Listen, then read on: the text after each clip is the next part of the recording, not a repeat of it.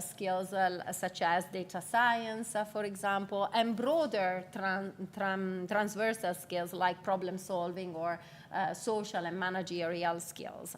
And then many of us will have to use AI without necessarily having to become, having to have a technical knowledge of how to develop an AI system or how to maintain it. And this will require some sort of basic digital skills, so the ability to use a computer, to use digital tools. But then, again, going back to the skills I mentioned before, it will still require analytical thinking, critical thinking, judgment, and then perhaps an elementary knowledge of AI. Again, not a technical knowledge of AI, but an elementary knowledge of AI. And in many cases, we're referring to this set of skills as AI literacy. And then finally, of course, we need to consider the skills that are needed to adopt AI at the management level, so leadership and management level. And these are skills related to accompanying change management, again, requiring probably some sort of elementary knowledge of artificial intelligence. So in a way, the demand for high-skilled workers based on this evidence is clearly increasing. We have similar findings on the green transition in terms of upskilling, especially when we look at new and emerging green occupations, so green-driven occupations, how we call them. So these are jobs where the demand of which has increased as a result of the green transition, not necessarily green jobs. So the latest generation of these jobs, so those that are new and emerging now, actually have a skill intensity that's much higher compared to white jobs, which are neither green jobs nor brown jobs, no jobs that pollute. And you see that this is across different types of skills, process skills, complex problem-solving skills, social skills, and various other transversal skills. And then I'm adding aging to this discussion, even if we'll be focusing on digital and on green transition, because, of course, the fact that the population is aging and that the workforce is shrinking means that then shortages are compounded, that skills obsolescence becomes an issue, and this is a dimension we need to take into consideration in terms of succeeding in the two transitions that we'll discuss later. And this has big implications. Again, we're able to shed light on many of these dimensions using PIAC data. For example, for individuals, being mismatched can lead to lower wages. We've shown it can lead to lower job satisfaction. We know that it leads to also skills obsolescence, potentially more likelihood also of job turnover. It has implications for employers. Again, we did some work with Cycle 1 showing also that there's lower productivity, linking PIAC data to data on employers, for example, from the Continuing Vocational Training Survey in Europe. We know that vacancies are likely to remain unfilled for long and delaying the adoption of new technology, potentially research. And then for countries, this is compounded and translates, again, in lower aggregate productivity. We know there's a correlation between proficiency and labor productivity at the aggregate level, and even between proficiency, between labor productivity and skills use once we control for proficiency. So to address these shortages and these mismatches and these new skills challenges that are emerging, I think the information that we have in PIAC is really crucial to feed into a policy response. I've tried to classify here what PIAC can tell us about some of these dimensions. So if we take the measurement of mismatch, for example, beyond the obvious, of course, PIAC can help us measure different dimensions of mismatch, overqualification, skills mismatch, and field of study mismatch. But it can also give us an idea, for example, of the portability of skills. How many people from a broad range of field of study are working in a certain occupation? And we know this varies between countries. We have countries where education is really a signal, and then you quite easily enter an occupation which is not strongly related to your field of study, and others where credentialism is more important and the specific qualification and field you have is more important. So it's good to be able to see this in the data. We can see field saturation, for example, if there are too many people studying in a certain field compared to occupations in that particular field. We can look at occupational stereotyping. For example, we can look at whether certain profiles or certain fields are very concentrated in given occupations. And we can look at skill gaps.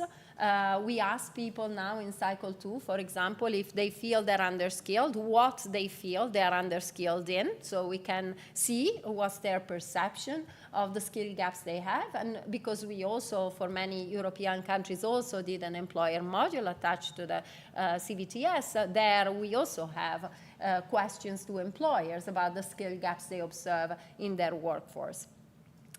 We can also track changes in skill requirements over time. We can see, for example, through the skills use variables in PIAC, how skill requirements are changing, for example, in jobs exposed to AI or in green-driven jobs. We can see whether there are changes in entry-level jobs for young people. There's a lot of discussion about whether the digital transition and AI or automation are affecting the opportunities of young people to enter the labor market. We can also see link these to changes in the workplace. So we know if there have been major changes at the company level, for example, adoption of new technology, reorganization at the company level, new processes, and we can link that to changes in skill requirements. And then we can track changes in ICT, in the use of ICT skills. And we know from research we are going to publish soon, and we presented in the past couple of days, that ICT requirements have increased, particularly within jobs. So there's been a diffusion of ICT within jobs rather than a change in the composition of the workforce that meant that ICT has become more important. And then, of course, the third big dimension where PIAC can help us is understanding the role of training. So we can measure adult learning in many different ways. We know participation. We also know what type, whether it was formal, non-formal. We have some measures of informal learning. We know also in the second cycle what kind of training people followed. So we're also able to separate out is a better term, regulatory training. That's a very important part of training, of course, health and safety training. But if we are looking at changes in skill requirements and upskilling and reskilling needs, we want to be able to separate that out and focus on the training that's really aimed at upskilling and reskilling. We can, again, these are also thoughts for the future. I thought we could do better, for example, at measuring training outcomes, the way we ask people whether they were satisfied or not about the training they did. We already have questions along these lines. I think there's scope to improve the way we ask and elicit more useful responses. We can, for example, look at who's covering the cost of this training. Is it employers? Is the training informal, which doesn't have an explicit cost, right? So to what extent are we using informal learning as well in the workplace? And we know about the barriers to training. This is very important for policy responses. To understand why adults, so why certain groups, why women versus men, the low-skilled versus the high-skilled, consider certain barriers bigger than others. We know that most people, and I think we all identify with this, find that time is the biggest barrier, followed by cost, because I think countries have done a lot to reduce the cost of training, to subsidize it in some way, either subsidizing individuals or subsidizing employers. I think there's still an issue of whether people know how to access these subsidies, but clearly time goes above that in terms of barriers to train. And then again, we can explore the employer's role in the provision of this training or the funding of this training. So I think, again, PIA can give us a lot of information to accompany these changes in skill needs and to reduce the shortages and the mismatches that are making it more difficult for us to succeed in the digital and green transition. And I'll stop here. Thank you. Thank you very much, Glenda.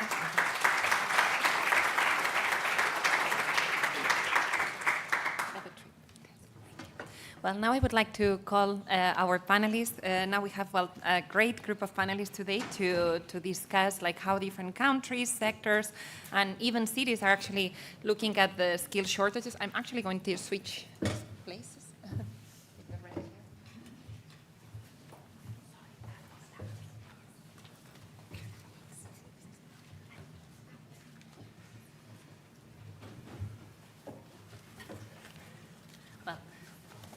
Thank you very much.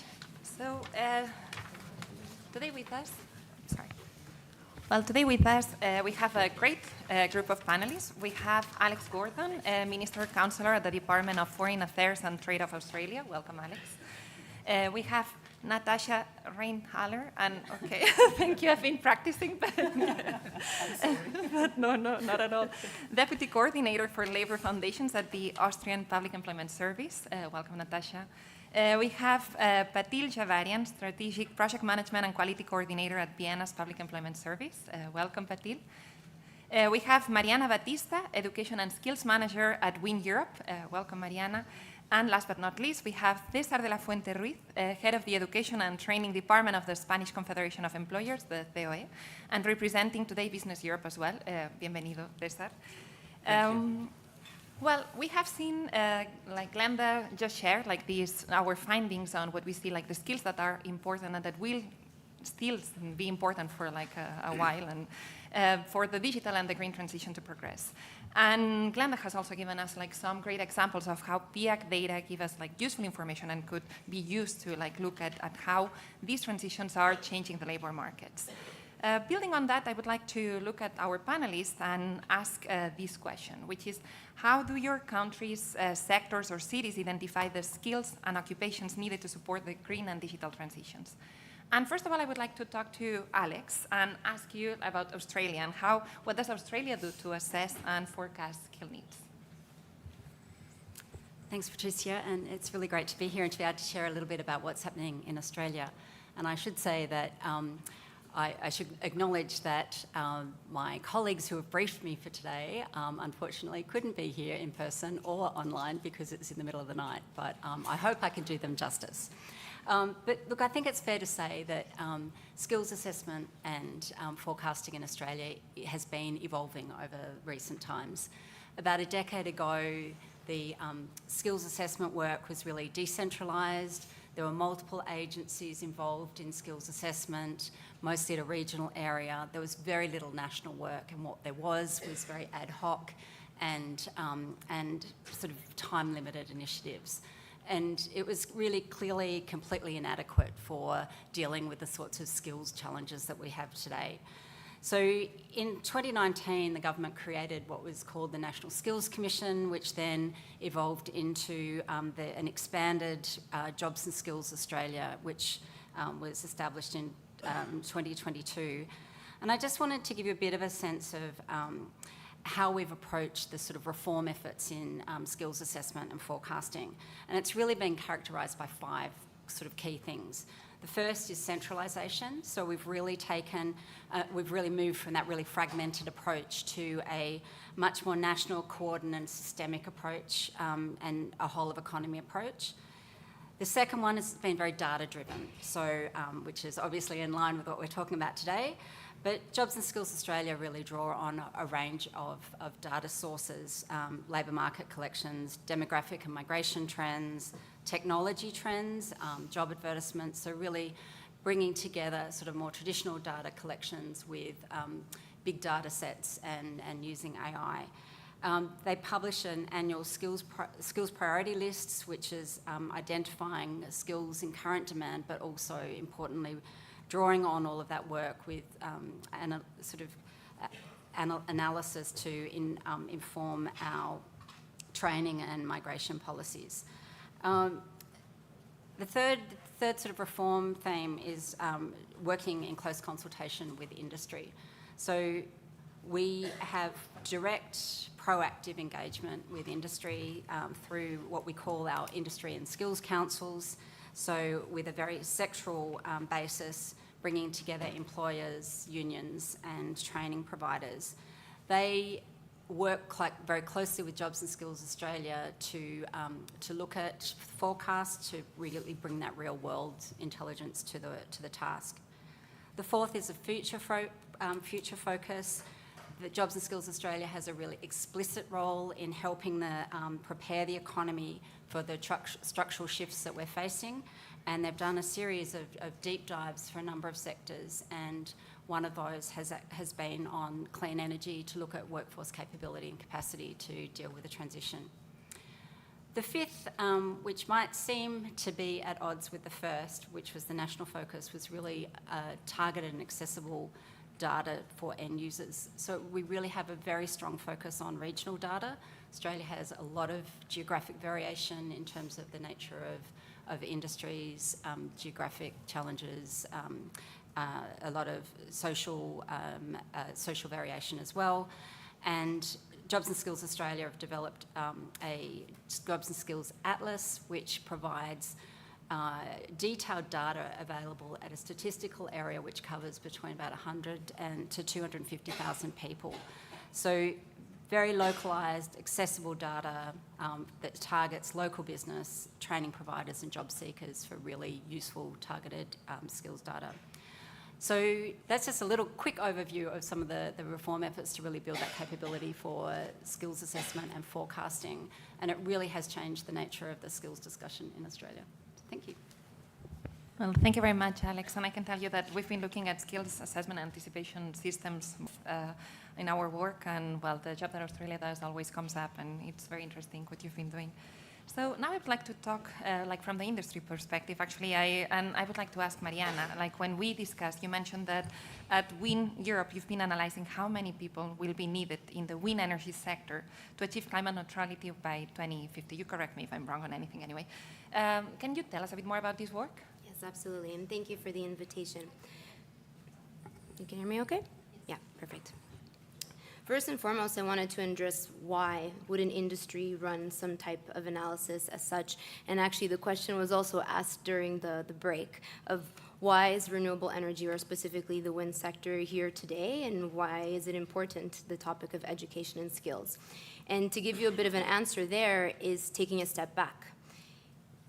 It's very important, first and foremost, to understand the human capital part of the equation. It's not just having these ambitious climate targets and these energy action plans and all of this investment in infrastructure. What about the people? The people that are needed to actually build out these renewable energy projects. And so for us, first and foremost, is getting a better understanding of what comes next. And so over the last year, we've run a workforce analysis to get a better understanding of what is the composition of the people that are working in wind energy. And it was a very interesting process. We ran a lot of surveys as well, where we surveyed the industry to really understand, how many full-time employees are needed for 1 gigawatt of wind. And what we were able to do is essentially get the big picture. So today we have about 442,000 people working in wind in Europe, and we're expecting this to go up to 607,000. So, 607,000 by 2030, which may not seem like a lot, but when you put all of the renewables next to each other, they're all saying the same thing. We need more people. And actually, when you look at other sectors, the construction sector, it's very much so the same. So we started asking ourselves a bigger question. The urgency is so big, how can we possibly prioritize? We cannot hire for all. We need to be able to invest in the right places and at the right time. So actually what we did in this analysis was to get a better understanding of what are the top jobs, the ones that have the most employment, and what are the critical gaps, because we need to invest in those first. And so what we saw, 8 out of the 10 critical gaps, so those are the professions that we need to hire the most people from now till 2030, which now the analysis was for 2024, but we're going into 2026, so that's 4 years, so the pressure is even stronger. But actually 8 out of those 10 are professions that would be coming from VET, so vocational education and training pathways. We already assumed this, but now the data is proving it. So again, going back to, data to skills policies, evidence is what's driving action. And to just give you a number, so the top critical gap here is for blade technicians, for example. We need to hire 7,000 of them in the next 5 years. And so what we're trying to do with this information is, one, to also empower not just the industry, because they also lack that visibility into the future, into their own hiring strategies, but it's also governments who are working on their own workforce planning, because we advocate very strongly for, you can't have an energy plan and not have a human capital plan that is accompanying those, but also the training as well. Because again, if you have to hire so many people and train so many people, how can we redirect the investment into the places that are the most crucial? And so actually our report is coming out on Monday, and what will stem from that, this is really actually the first phase of this project. We'll be working on a workforce tool as well for the sector, but also for policymakers in April, where actually the data can be used to not just see at European level, but also at country level, to understand how many people are working today, in the future, what are the gaps, and how we can best prepare. Thank you very much, Mariana. We'll actually look forward to seeing the report, so yeah, we'll pay attention. I would like to move on now to the local level, because when we spoke, Patil, I remember that you mentioned like that Vienna also did this analysis to understand how many people the city, well, it was needed so that the city could switch completely to renewable energy. So could you tell us a bit about that, please? First, thank you for having us. We came here yesterday from Vienna. Whoever has been to Vienna knows we have very, very beautiful old buildings. This means in many, many cases that the buildings are heated still with gas.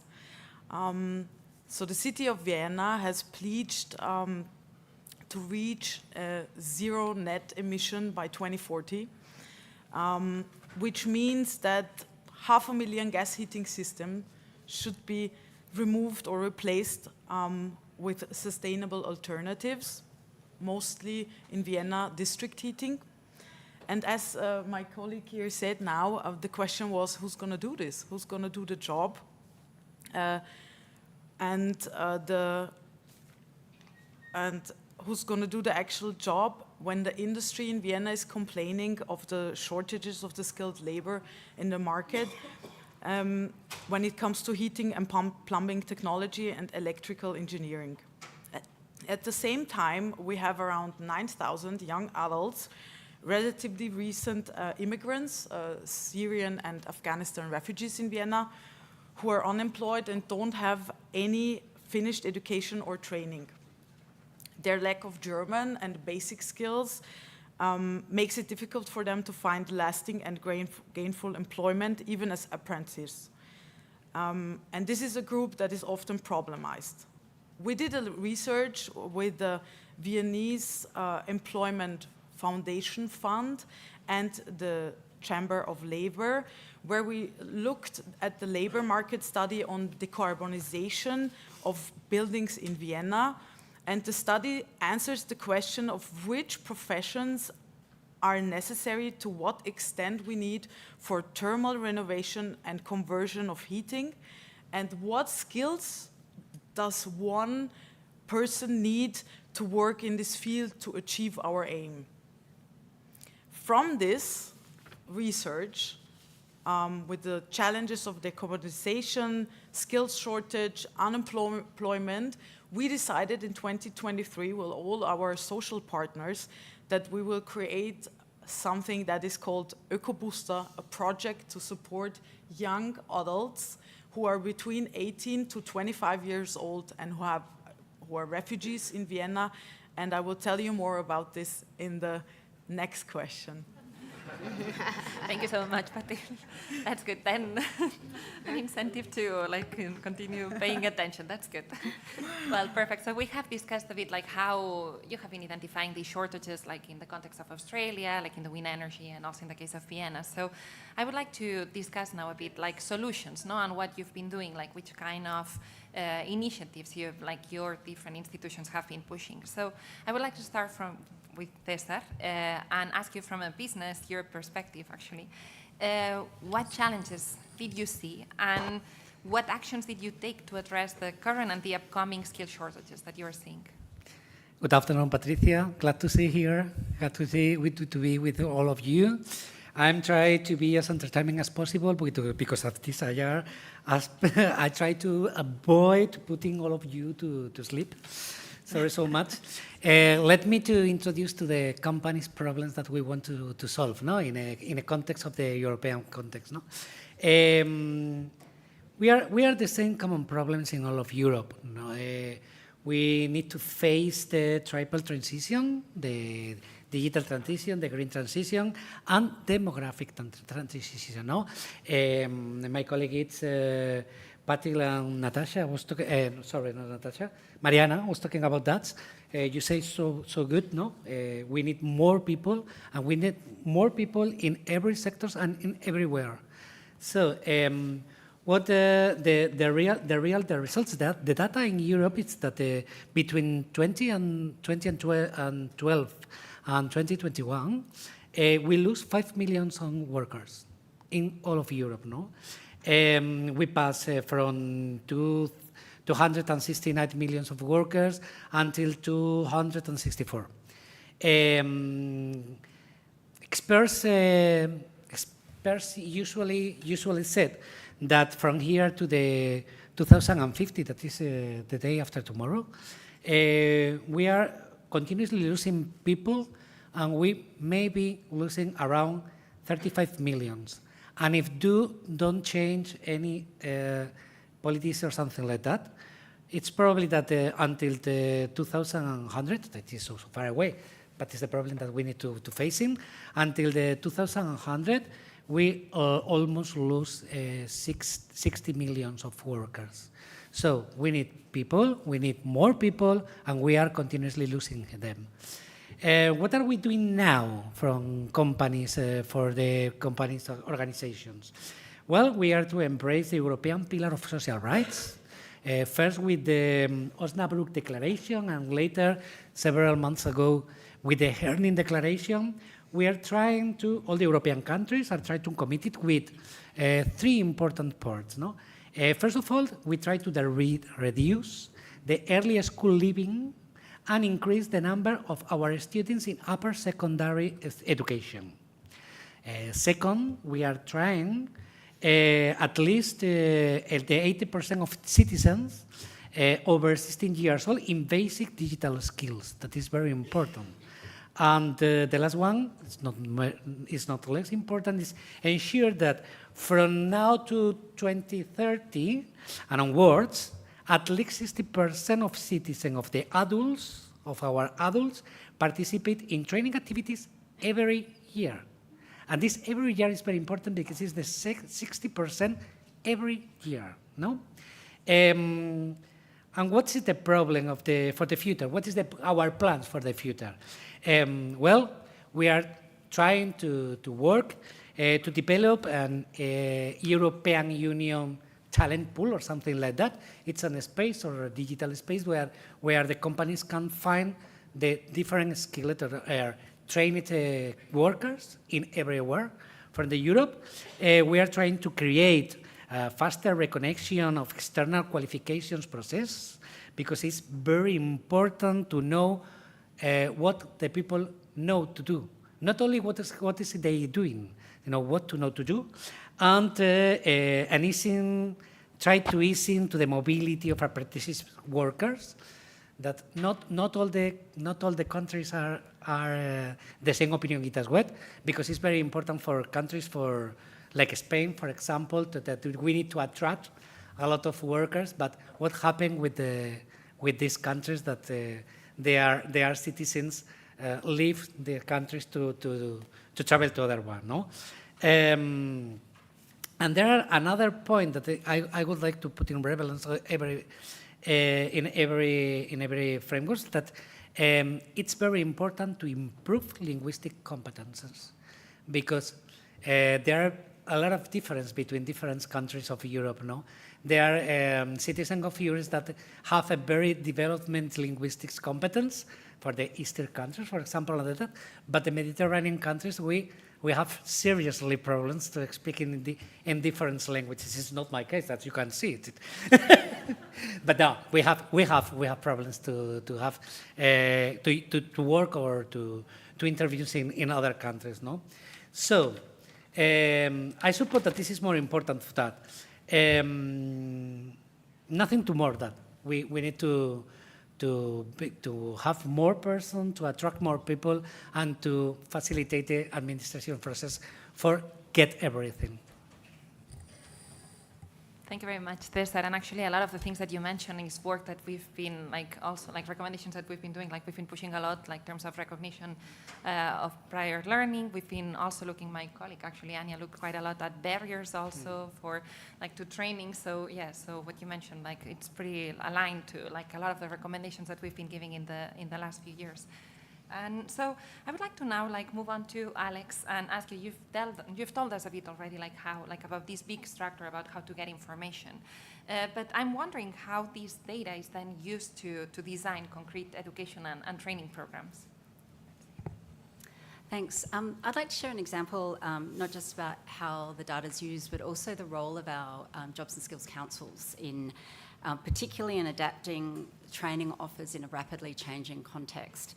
So our Future Skills organisation, which is one of our jobs and skills councils that looks after the finance, tech and business sector, is one of the jobs and skills councils, which are the industry-led bodies that work with Jobs and Skills Australia.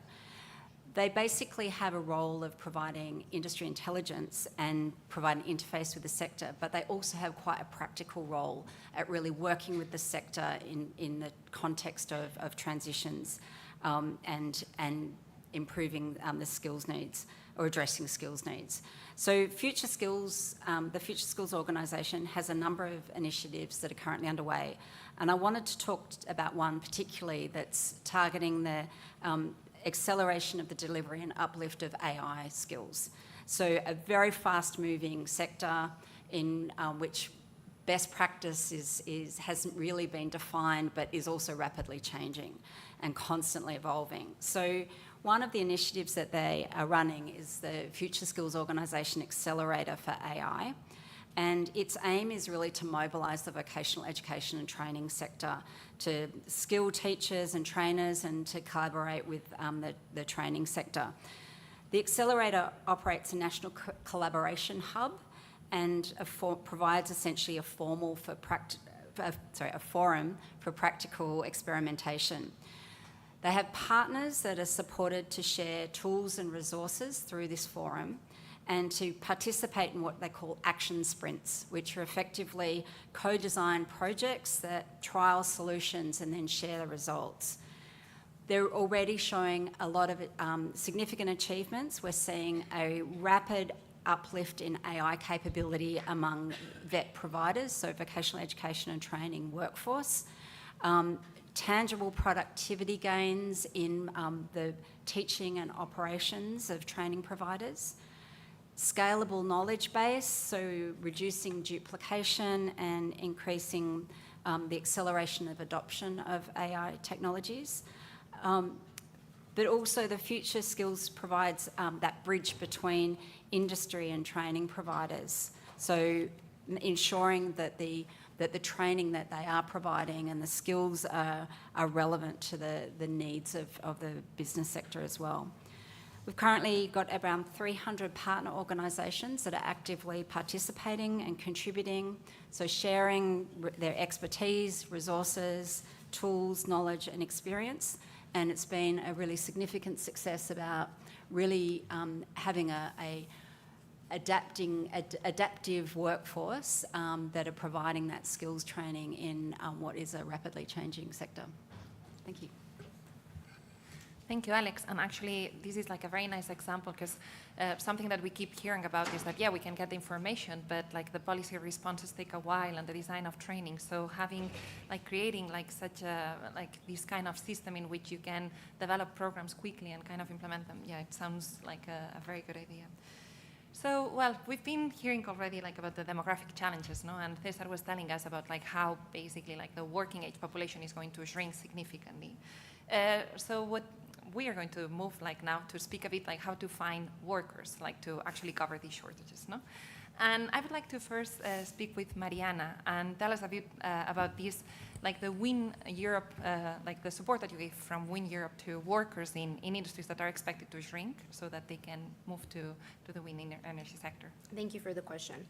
As WindEurope, we're a trade association, so we do advocacy. We're sitting in Brussels, and we have over 600 members across the value chain. So it is not necessarily us with the boots on the ground, as one could say, but we are there ensuring that we are lobbying and advocating for better reskilling and upskilling programs, funding, etc. But there are a lot of great examples that are happening within our sector, and I want to bring one to the table today and to everyone's attention. And it's quite relevant because it's still relatively recent. And this is actually in the UK. So earlier in the year, the government announced that they were going to implement a clean energy plan, and essentially what that also meant was that there was going to be a transition from fossil fuels into wind and other renewables. When they started to look at the people, this also meant that, of course, many people were going to be out of jobs. And this, I think, was around, don't quote me, but I think it was around like 3,000 people would be losing their jobs. But then when they looked at how many more jobs would be created by renewables, it was almost double. And so a big question starts to be asked of how do we ensure we can transition these individuals? And so they were working on this for many, many years, and it was not just the governments, it was also the national associations, the industry itself, the training centers, the trade unions, to really come up with a plan. And essentially what they launched is a skills passport. So an online tool that allowed these individuals that would be transitioning to be able to upload their qualifications and then be able to understand what are their career pathways afterwards. Because what we've learned is that something that disincentivizes people from transitioning is all of this added training. Having to almost reskill fully, go back to school for years at end. And so what the project did, essentially, it allowed a merit system. So even for health and safety, because these individuals were actually working in environments that are actually very similar to offshore wind. And what the data shows, it's almost a 90% transferability in terms of skills and expertise. So these are the right people that we want in the sector. But that is not enough. What the government then also did is they identified those key regions, the same places where these people were already living, and would be setting up more offshore wind farms. And what they also did then as well, was they invested. I think it was almost about £1 million in each training center. Not only did it have training programs, but it had the career guidance, because this is very, very important.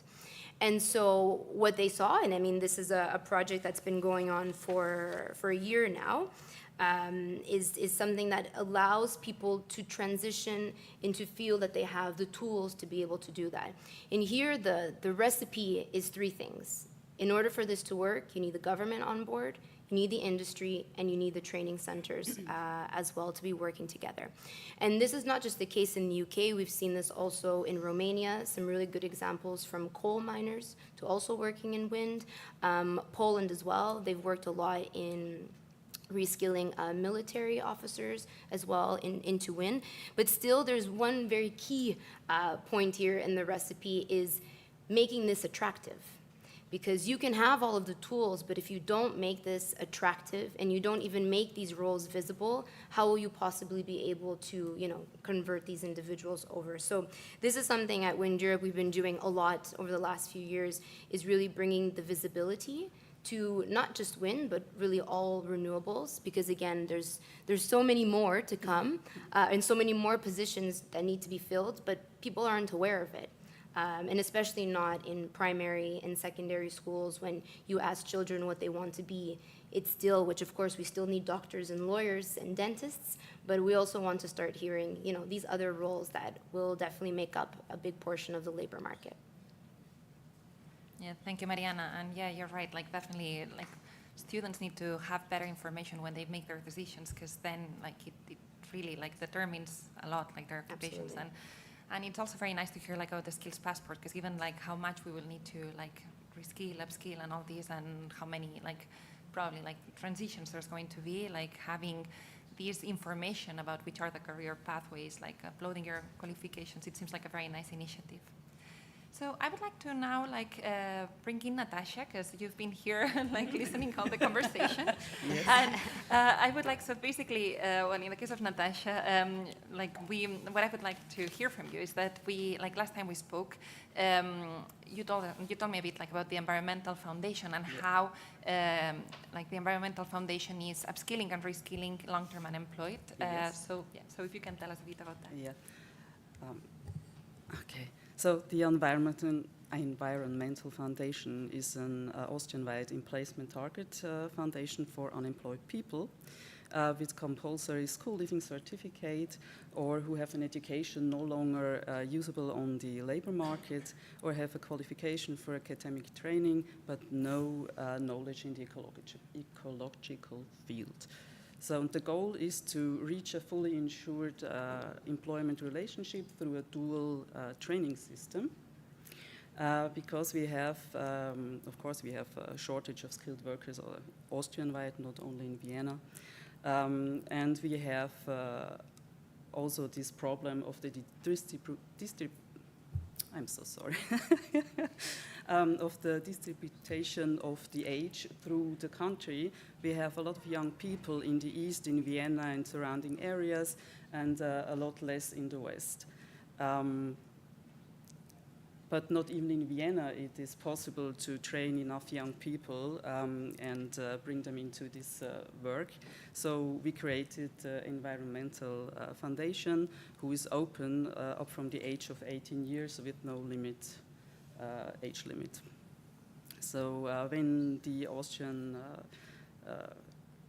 government agreed for climate neutrality 5 years ago, the ministry as well as the social partners agreed on to take on supplement measures to support Austrian companies and also unemployed people. Therefore, the Environmental Foundation has been launched in 2022, and the foundation operator Aufleb implemented it federal-wide. It was planned for 1,000 people and also financed. It cost about 10 million euros, of which 6 billion euros paid by the AMS, the public service, employment service, and 4 million from the ministry. And the livelihood security for the participants, because they are all unemployed, is paid by the AMS too. So there's a small fee to pay for the companies that participate. They pay a training grant and administration fees, which is about 500 euros per month. It's a very quite attractive offer. For the unemployed people, the participation is free. And if there are people interested in super-regional internships, there is also a mobility package which is founded by the Environmental Foundation. It covers rent, moving costs, and also travel expenses to other regions in Austria. And we have a very extensive catalogue of possible qualifications for all educational levels. So we have the main goal is the extraordinary apprenticeship training, which has to take part in half of the usual apprenticeship period. This means in 1.5 or max 2 years. Then we have a special helper training. This is 3 to 6 months in the foundation for people who are not yet able to do the extraordinary apprenticeship education. There's also the higher qualification.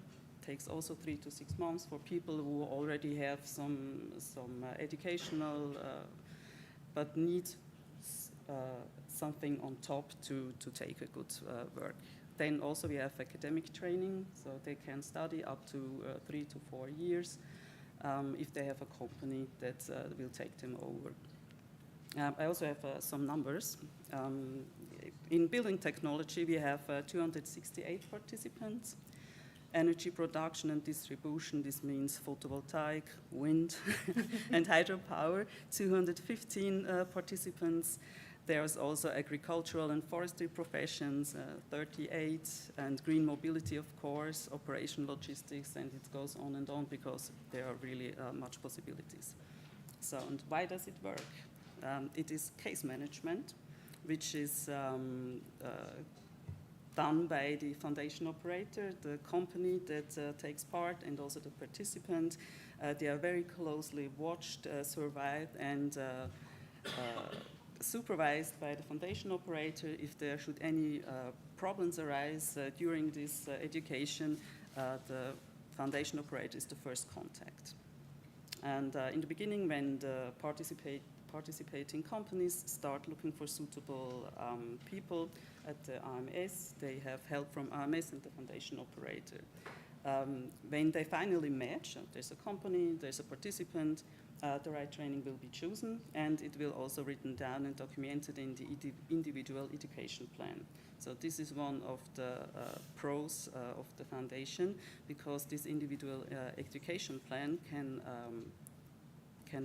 be adapted as needed at almost any time. So if you have long-term unemployed participants and there are problems like there is not enough computer skills, there is not enough math, there is some German needed, there are some social skills that have to be watched. There also can be done into the educational plan. So when all these documents are finally, it's a lot of paperwork, are signed by all participants and approved by the AMS, they can start. And in the best case is after the exams and the end of the participation, the companies take over the people into fully insured employment relationships. So. Perfect. Thank you very much, Natascha. And it's nice to see how this case management kind of helps address all the different barriers that they may find, and also make sure that there are the fact that in principle there's insured employment at the end, that there's these incentives to join the program. So that's very nice.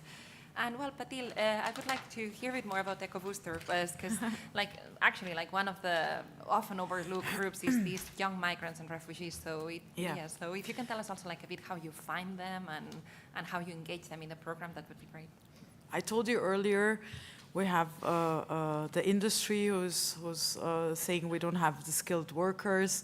We have 9,000 refugees between 18 and 25 years.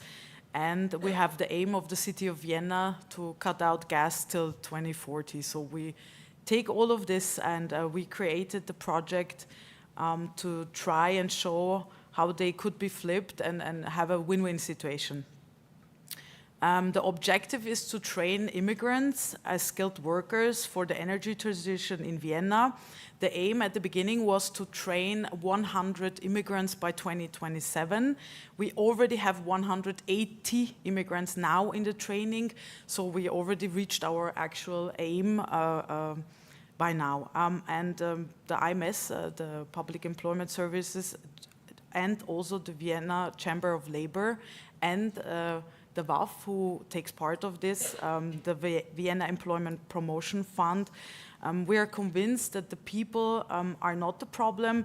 There's a solution, and we try to show how this can work with this project. Now, who is the we? Who takes part of this? As I said, the AMS, but the main initiative comes from the Chamber of Labor, the Viennese Chamber of Labor, and is co-founded by the AMS, the Public Employment Service, and the WAF, which is the Vienna Employment Promotion Fund. Among that, the trainings take place with the BFI Wien and Jugend am Werk, which are two institutions that have decades of experience with active labor marketing training programs. That means that with these two institutions, we already have trainings. That means we didn't put extra money to create those institutions. We already have the infrastructure. Yeah? So this is very important to us. Before I go into detail about the EcoBooster, let me explain how the Austrian vocational training normally looks like.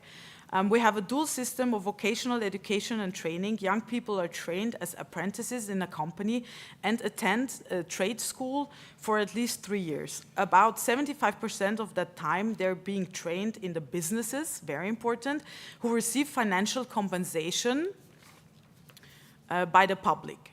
Then the apprentices take an exam to achieve certification as skilled workers in their respective trades. Now, for our project, we took advantage of this system because we already have the infrastructure. For our,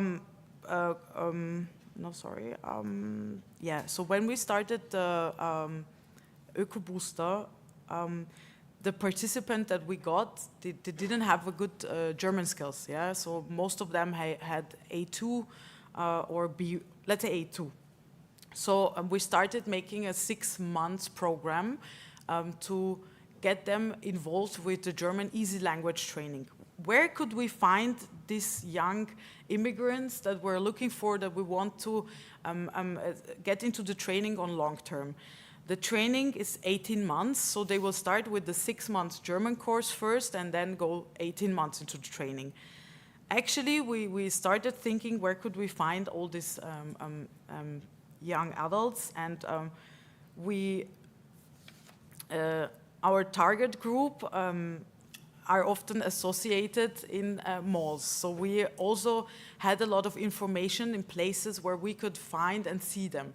Malls, German courses, yeah, we had information stands, and also they would tell each other by the information on social media, but we didn't have a big online marketing plan. No, it was more of we researched where we could find these young people. After 2 years now, we have, as I told you, 180 participants between the age of 18 and 25. Most of them, as I said, refugees from Syria and Afghanistan.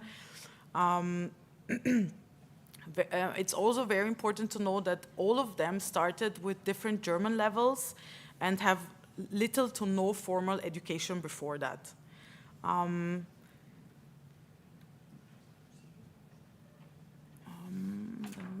Just a second.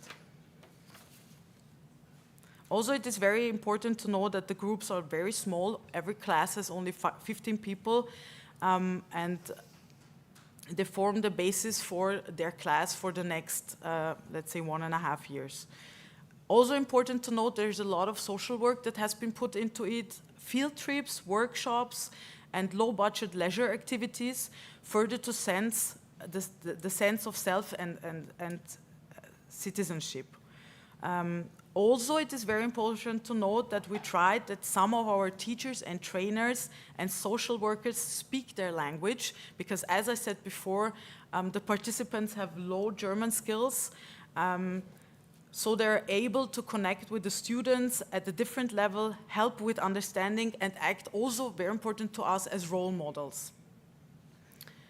So far, after 2 years now, we can say nearly, we're getting into the 3rd year, we have seen very motivated participants with remarkable low absence and dropout rates.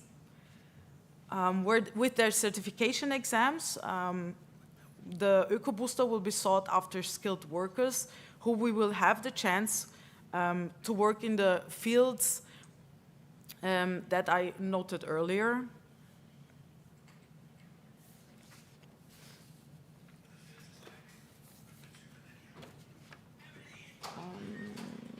It's good, I took a break.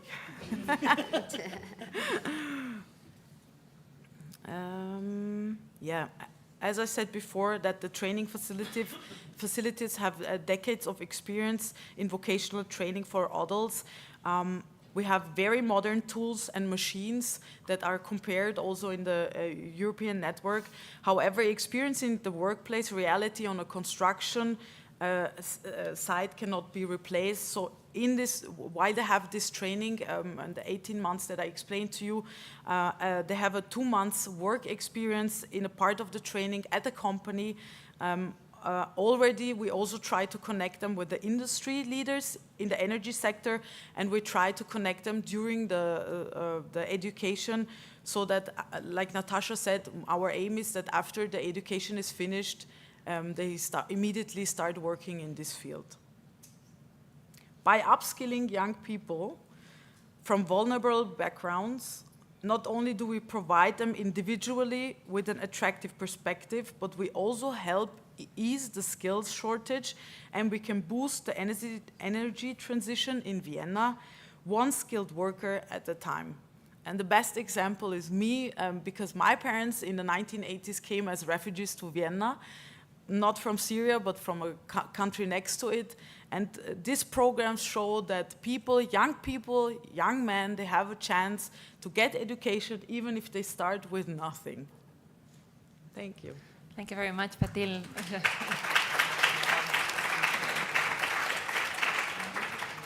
Yeah, and it seems very nice, and I mean, well, congratulations on the work that you're doing, and it seems that you've been like leveraging a lot of what already exists, and also like covering what César was saying, also like these language skills, making sure that they can communicate and they can learn. So yeah, so I hope they can really find like good jobs and that you can continue doing the work with the EcoBooster. Yeah. Great. So, well, now I would like to, after like this very passionate also speech, sorry, César, because it's hard now to, I hope you feel very passionate about PIAC, because now I'm going to go back basically to the reason that brings us together today, which is PIAC. And I remember that when we spoke, you mentioned that the CEOE, you use the PIAC data regularly. So I hope you feel very passionate about it, but I wanted to ask you, like, how do you use PIAC data? And Yes, we do. Thank you for your question. Well, first of all, let me to congratulate Patil, because these results are not easy to get it. So, congratulations also. Yeah, really, it's a good. The first thing that we must to take in mind is that in the European Union that we are living, people are our most important resource. This is an idea that a lot of people forget it, no? It's our treasure. And not in some way like the Gollum in the Lord of the Rings, you know.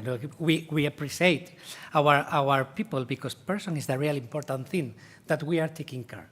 So this is very important. So business organization continuously monitor PIAC results because provide a good snapshot of the real situation of the productive sectors and an initial indicator of the skills that employers will find in a short period of time and in the medium term, no? Not only PIAC, PISA too, no? But we are talking about PIAC results, no? We need best persons, best skilled, best trained persons in our companies. We desire to do it, no? And PIAC is continuously shooting the results of we are doing and the results of the policy that we are trying to construct together, no?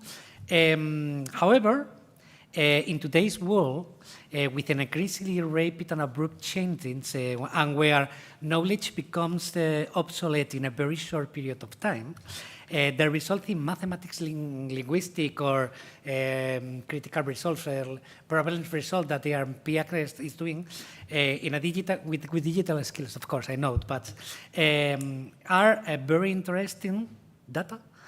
But I'm sorry, it's insufficient. We need more data. Companies also need to know how their employees get the soft skills. For me, misnamed soft skill that I prefer to call social and personal skills. That is more humanity way to do it. And we need to know how the personal and social skills are evolving. No? And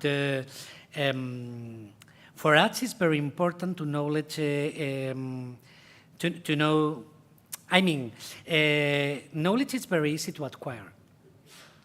Maybe it's a time problem, but knowledge is very easy to acquire. But the skills, the deep skills, the real talent that you do the things are very difficult to learn and very more difficult to develop. No, so companies today have stopped to competing to get the most knowledge-capable employees, and now competing for the punctual, committed, creative, flexible, autonomous employee who, above all, enjoys with lifelong learning. Because it's very difficult to find this person that enjoys working beside of you and in your project and trying to apport good ideas, new ideas.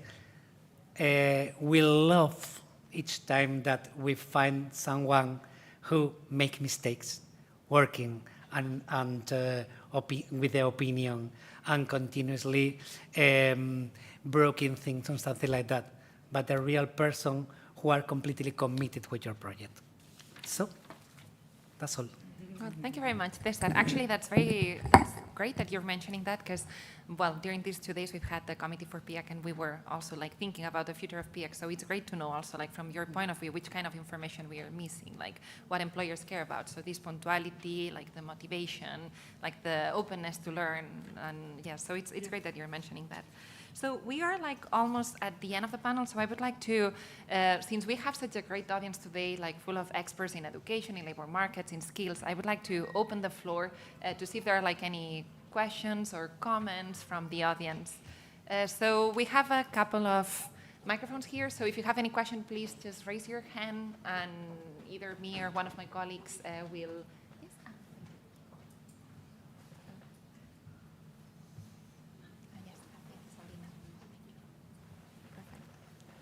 So is there like, yes, perfect. I see one, Sabrina, one there, like at the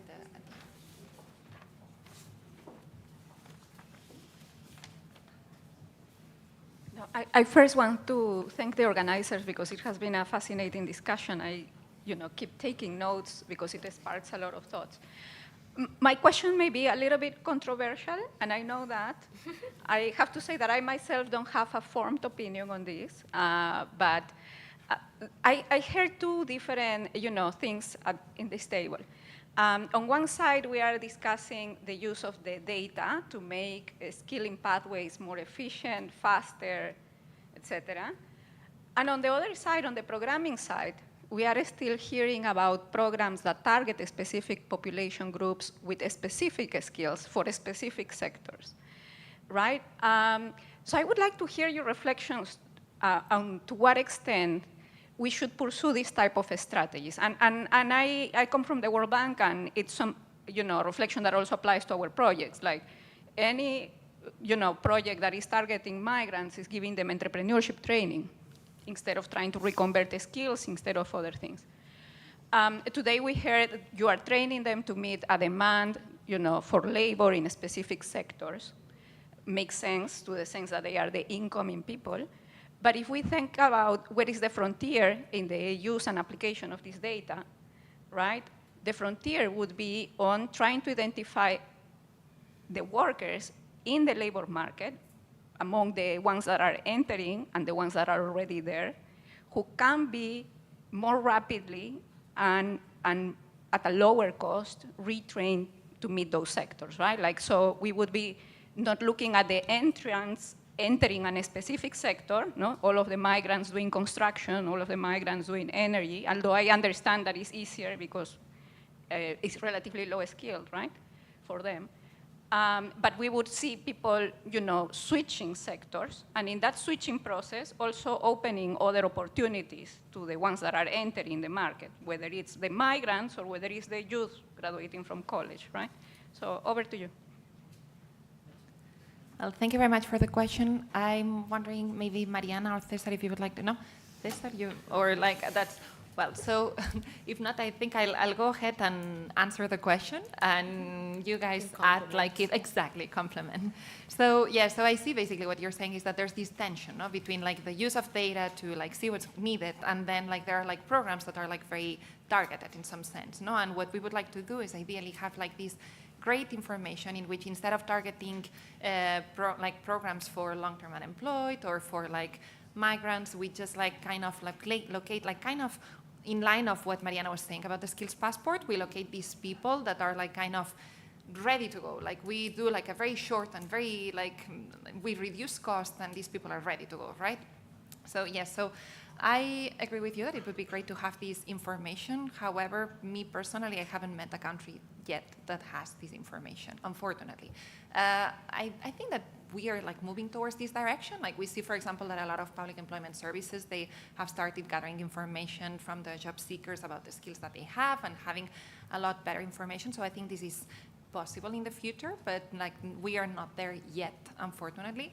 So at this point, what we are seeing, for example, like in the countries that participate in PIAC, and as Lucia was also mentioning during her opening remarks, what we are seeing is that, like, for example, a lot of countries are using the PIAC information to see where are the gaps, no? Like basically which people needs the most support. And basically, like what these programs are doing is try to like target like these populations that have the gaps to kind of like fill the shortages that are needed that we see in the big data. So I agree with you. Unfortunately, we are not there yet, but hopefully we'll be in the future, basically. Are there like any other questions? Yes, I see one here on the right. Hello. Gilad from the Israel Democracy Institute. We are looking also at the lifelong learning approaches, and we tend to agree theoretically that it's important, and we had also a lot of insights from the ground on this. I feel that the field could use more formal impact assessment of actual lifelong learning, but maybe I'm ignorant of that those exist, but it seems to me that there aren't so much, especially if we compare it to the amount of interest in this field. So maybe it will be interesting to learn what could be done to have more of these, or maybe these exist. Thank you very much for the question. So first of all, I'm going to ask our panelists, like I hear that like most of the programs that you've been mentioning are quite new, so I guess you haven't reached the impact assessment phase yet. So yes, so same, I'm going to answer and you interrupt me. So just to mention, we fully agree. We definitely need more information. Actually, within the PIAC work, we're also looking at returns to training right now and returns to skills. So this is work that we are taking from the OECD as well. And this is a part of the work that we also are interested in doing as well, because it's true that we know that training is important, but it would be nice to see. Like we know that at the national level, a lot of programs, for example, that are funded through European funds, they already need to do like some sort of assessment and evaluation. So we know that this is happening, but there needs to be even more of that happening and more like So anyone? Yeah, perfect. Well, so we have 2 minutes left. It's the end of the day, and I think we all want to probably go to the cocktail and have a chance to discuss. So I'll just summarize very quickly. I just wanted to, first of all, thank our great panelists today. I think we've heard about a lot of very nice initiatives, like from a country perspective and getting this information and then actually responding, like finding the ways to respond quickly in terms of training, then like also training these like long-term unemployed to basically make sure that they have good jobs and making sure that they can, like we can address all the barriers that they are facing, like basically like also integrating young refugees and migrants by basically like helping them get the skills that they need to fill the shortages for the green transition, and also like see how to support like these workers in drinking industries to move to industries that need a lot of support, and then like the action plan that is significantly bigger, like all these kind of different measures that from a business year perspective should be also like pushed. So thank you so much. I hope you'll join, and I hope everyone will join for the cocktail now, and feel free to reach out to our great panelists or to myself. It will be a pleasure to speak with you. And for the cocktail, I know it's in the Ministry of Education, so please, it's right here. Okay, so please follow our Spanish colleagues, basically. And see you now. Thank you very much. It's been great having you here. Thank you.